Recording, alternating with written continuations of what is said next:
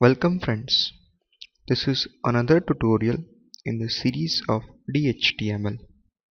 In this tutorial we will learn how to achieve visual effects using DHTML.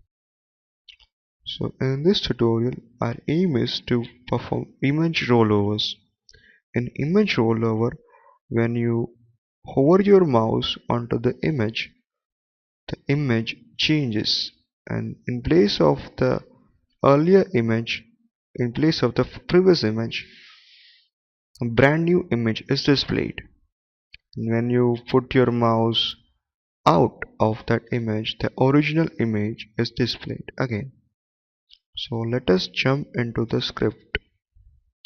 So this is the web page which performs image rollover. So there are two functions inside JavaScript. First is mouse hover, the other is mouse outer. When we first look at the image, it is given the ID of image. When we hover the mouse on the image, mouse hover function is called. Inside the body of mouse hover function, we are getting the reference of that image using document.getElementById method, and then changing the source of the image to our new image.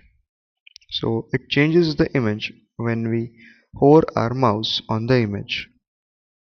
Next, when we put our mouse out of that image, mouse outer function is called.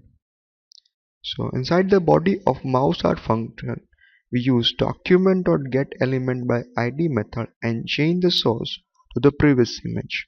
So the image gets changed and the source is set to the previous image. So this is how rollovers are achieved. Then save the file and preview it in a browser. So it looks like this.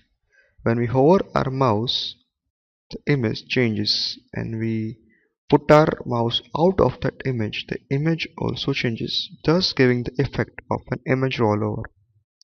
So this was about achieving visual effects using DHTML. Thank you.